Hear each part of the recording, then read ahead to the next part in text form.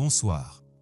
Bienvenue dans le dernier épisode de la série Mon démon. Nous vous rappelons, messieurs les téléspectateurs, l'événement le plus important qui s'est produit dans le 3e épisode de la série, où nous avons vu que Jo-Ming a retrouvé son pouvoir démoniaque pour la première fois après que Doi ait été attaqué par le petit-fils de Madame Judy à la station-service et a échappé à une mort certaine grâce à Jo-Ming, qui a retrouvé le tatouage démoniaque.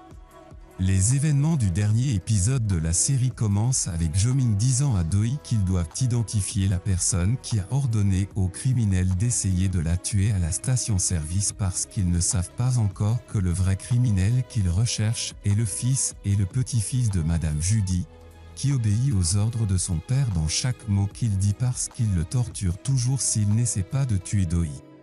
La nuit, Jo-Ming dort à côté de Doi et rêve de souvenirs de sa vie antérieure quand il appartenait au commun des mortels et voit qu'il offre une chaîne à une fille mais il ne pouvait pas reconnaître ses vrais traits du visage puis se réveille du sommeil et est surpris quand il remarque qu'il porte la même chaîne qu'il a vue dans le rêve. Jo-Ming est plus surpris car il rêve encore de souvenirs sur les humains, bien qu'il ait retrouvé son pouvoir démoniaque, puis décide de rencontrer la femme sans abri pour savoir exactement ce qui se passe. Nous vous rappelons que Jo-Ming a découvert dans l'épisode précédent que la femme sans abri n'est pas une femme ordinaire car elle est un démon comme lui. La femme sans abri dit à Jo-Ming qu'elle sait qu'il souhaite rester humain afin de préserver ses sentiments humains pour la fille dont il ne pouvait pas voir les traits du visage dans le rêve parce qu'elle lui a fait beaucoup de mal dans sa vie antérieure. Puis lui dit avant de partir que tous les deux qui se sont rencontrés auparavant se retrouveront parce que le destin se répète comme un cercle qui plane autour de lui.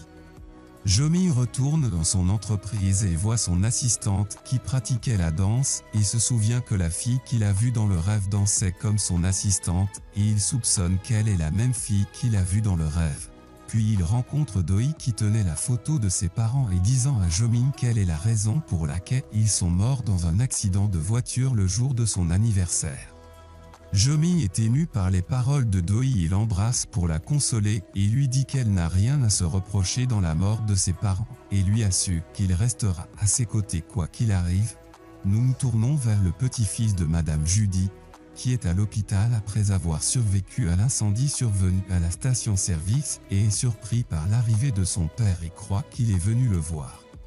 Le fils de Madame Judy choque son fils quand il lui dit qu'il est une personne ratée parce qu'il n'a pas pu bien s'acquitter de la tâche de tuer Doi et lui demande de se rendre aux flics et de leur avouer qu'il est celui qui a tué Madame Judy et essaie de tuer Doi aussi et cette fausse confession suffira à dissiper les soupçons du fils de Madame Judy et à piéger son fils qui se rend à la police parce qu'il a peur de son père. Doi est surprise de découvrir que le petit-fils de Madame Judy qui a tenté de la tuer s'est rendu à la police et elle pense que c'est lui qui a tué Madame Judy de sang-froid. Mais le petit-fils de Madame Judy ne se soucie pas de ses paroles et demande à Jo-Ming de conclure un accord démoniaque avec lui parce qu'il souhaite que tous les humains vivent dans l'enfer dans lequel il vit et crie ensuite de toutes ses forces. Young rencontre Jo-Ming et lui demande de rester aux côtés de Doi pour la protéger et Jo-Ming se réjouit de ses paroles et leur relation s'améliore au point que Jo-Ming utilise sa force pour guérir le bras cassé de Young et à nuit,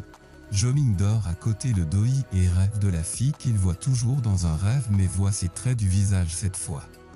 Jo-Ming est surpris quand il remarque que la fille qu'il voit toujours dans son rêve est Doi et le choc auquel il ne s'attendait pas et qu'il voit qu'il tue Doi lui-même puis se réveille terrifié et n'arrive pas à croire qu'il a tué sa bien-aimée de ses propres mains.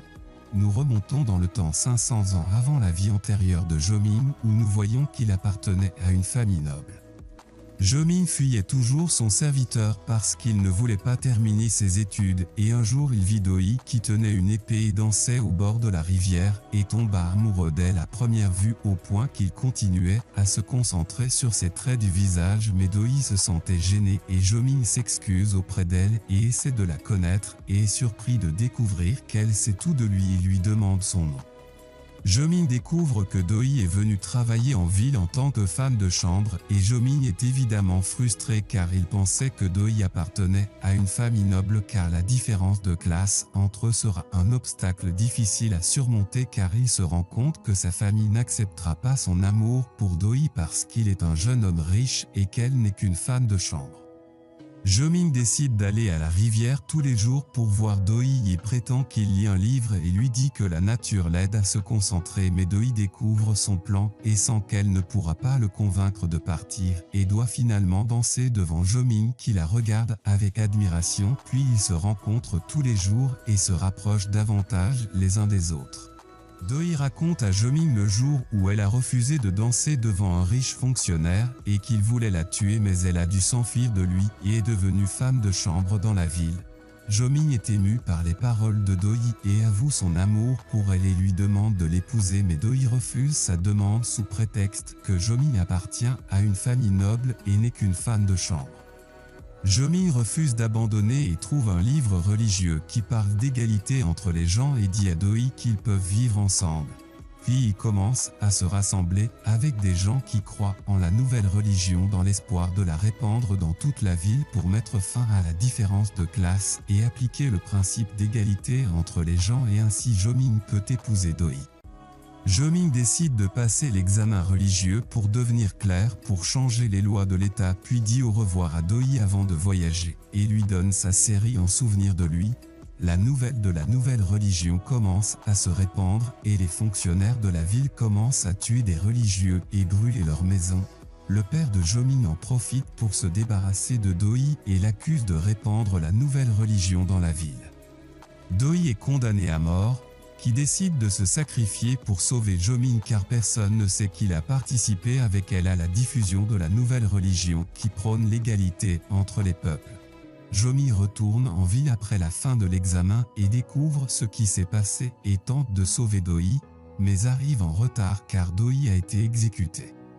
Jomin s'effondre après la mort de son bien-aimé Doi puis décide de tuer tout le monde devant lui pour se venger de la mort de Doi puis décide de mettre fin à ses jours à côté de Doi et c'est pourquoi il renaît sous la forme d'un démon dans sa nouvelle vie. C'est l'histoire de la vie de Jomin et l'histoire de sa transition d'une jeunesse humaine à un démon qui ne connaît aucune pitié et tout ce qui lui est arrivé était vraiment à cause de sa rencontre avec Doi. Nous revenons au présent où nous voyons que Jomin se réveille du rêve et pleure beaucoup parce qu'il était la raison de la mort de son bien-aimé Doi, puis il pense aux paroles de la femme sans abri et a peur que le passé se reproduise et puisse être la raison de la mort de son bien-aimé Doi, qui remarque qu'il est inquiet et lui demande pourquoi. Mais Jomin change de sujet et ne lui dit pas ce qu'il a vu dans le rêve. Jomin se rend au bar et rencontre la femme sans abri qui lui assure que le destin se répète, c'est-à-dire que Jomin sera à nouveau la raison de la mort de Doi,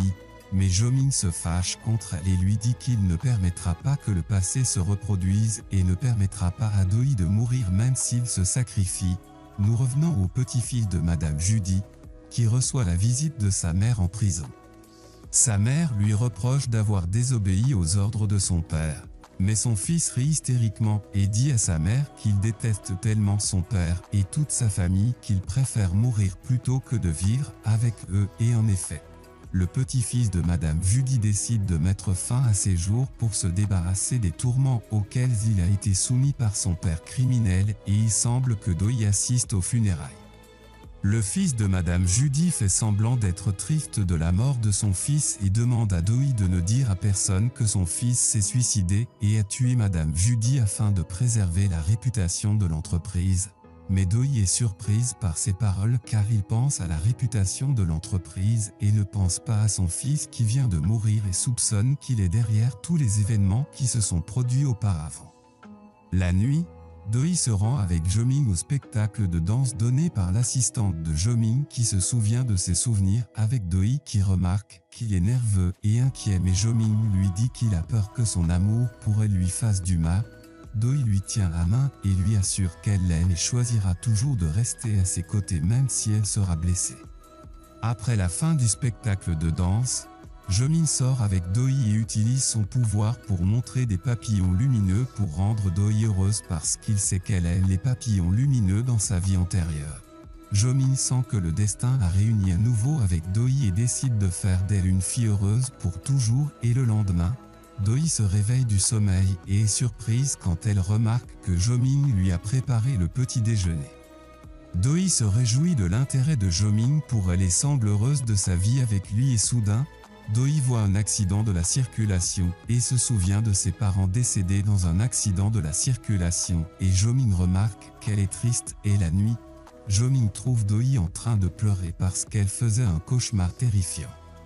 Jo-min utilise son pouvoir pour aider Do-hee à voir ses parents dans un rêve et Do-hee célèbre avec eux et se réjouit beaucoup. Puis se réveille de bonne humeur et raconte à Jo-min le rêve et lui dit que c'était le plus beau rêve de sa vie et elle ne sait pas que c'est Jo-min qui l'a aidé à voir ses parents dans le rêve.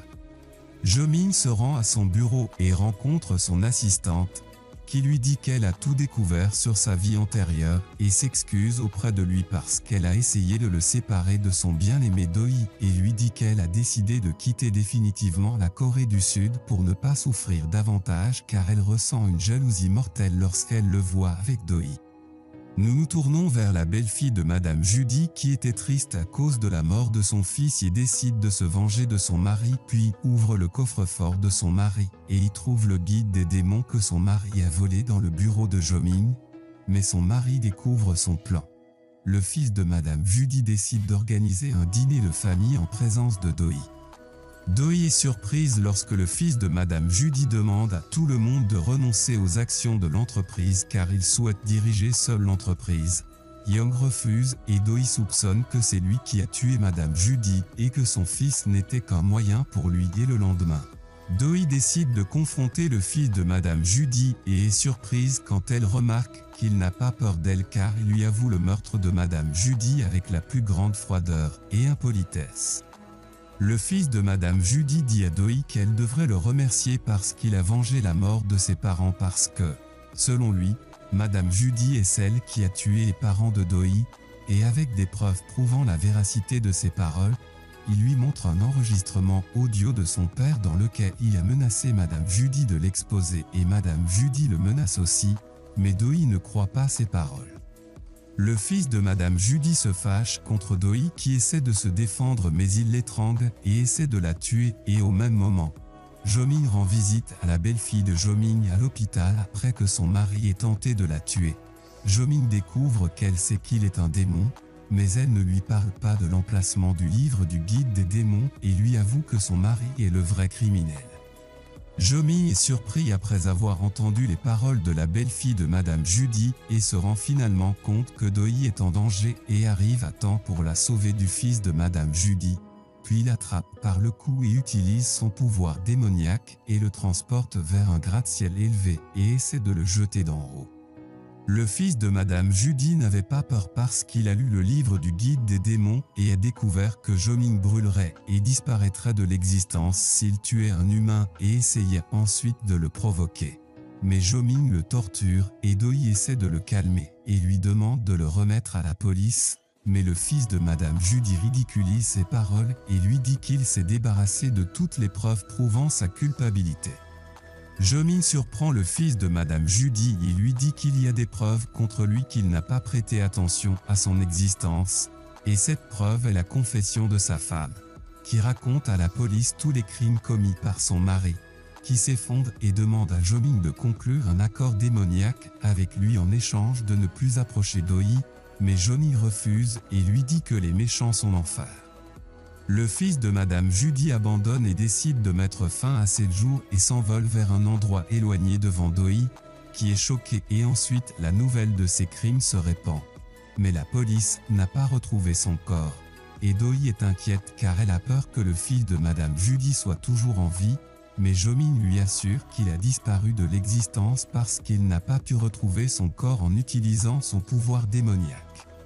La belle-fille de Madame Judy décide de rendre le guide du démon à Jo-min qui lui demande si c'est Madame Judy qui a tué les parents de Do-hee. La belle-fille de Madame Judy dit qu'elle n'est pas sûre si Madame Judy est la meurtrière des parents de Do-hee qui a l'air triste parce qu'elle pense toujours que Madame Judy a traité gentiment parce qu'elle a tué ses parents. Joming essaie de consoler Doi et lui rappelle le dernier message laissé par Madame Judy quand elle lui a dit qu'elle l'aimait et lui assure que les sentiments des gens sont sincères avant leur mort et il semble que les paroles de Joming indiquent que Madame Judy était sincère dans son amour pour Doi, qui se détend après avoir entendu les paroles de Joming mais décide de visiter l'église où Madame Judy allait toujours pour vérifier la vérité. Le moine parle avec Doi en privé et commence à raconter l'histoire de la mort de ses parents, où il lui dit que son père a menacé Madame Judy de la dénoncer parce qu'il y avait des problèmes dans l'entreprise, puis est parti avec sa femme. Mais Madame Judy a essayé de le rattraper pour le convaincre de ne pas la dénoncer. Mais le père de Doi a eu un accident de voiture avec sa femme et Joming est soudainement apparu.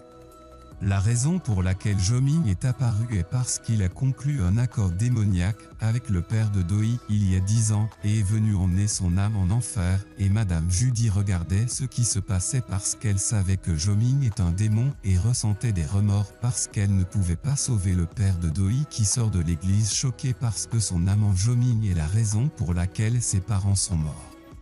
Doi rentre chez lui avec Joming sans lui dire la vérité. Puis entre dans sa chambre et s'effondre en pleurant.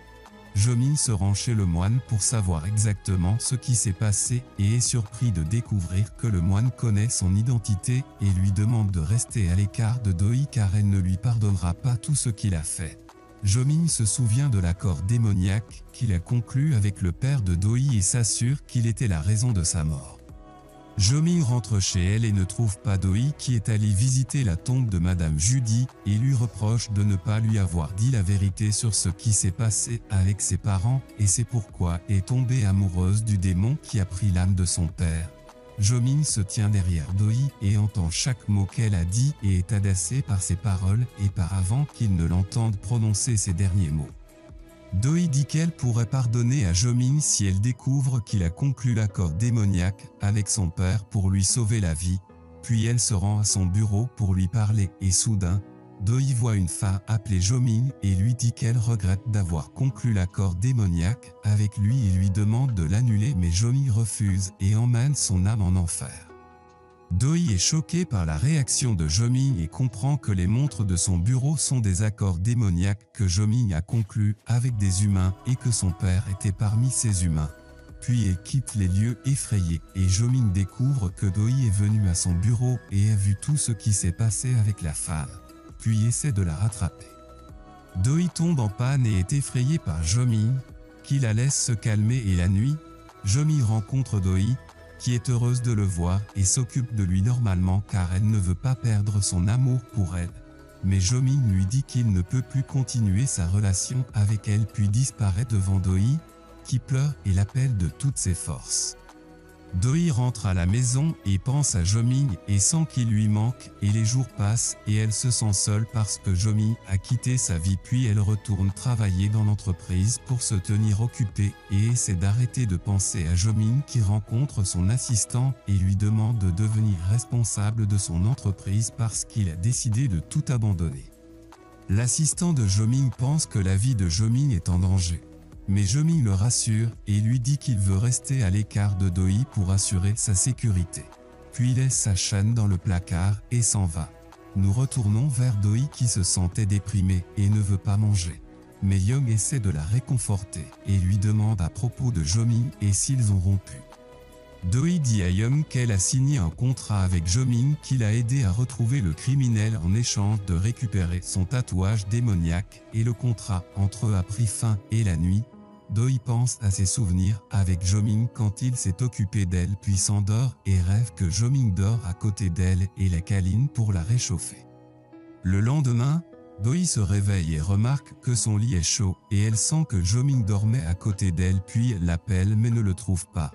Doi boit beaucoup de vin et rentre ivre à la maison et s'endort sur le canapé de fatigue extrême mais Joming arrive et l'emmène se coucher et dort à côté d'elle comme d'habitude et il semble que Doi ne rêvait pas car tout ce qui s'est passé est réel.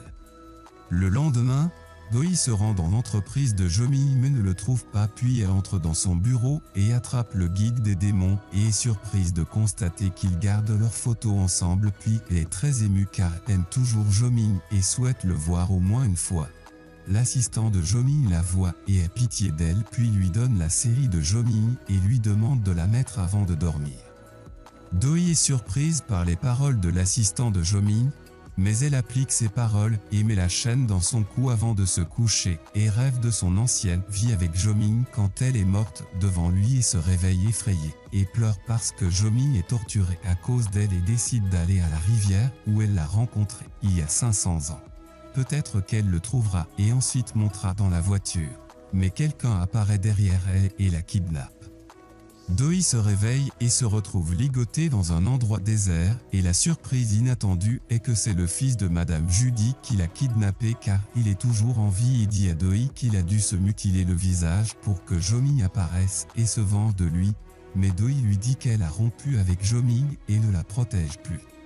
Le fils de Madame Judy ne croit pas les paroles de Do-hee et s'approche ensuite d'elle pour la tuer mais Jo-min apparaît, attend et utilise son pouvoir pour l'éloigner d'elle et la colère remplit ses yeux et essaie de tuer le fils de Madame Judy mais Do-hee l'arrête parce que Jo-min brûlera s'il le tue et il semble que Jo-min revienne à la normale et soudain, le fils de Madame Judy apparaît avec une arme.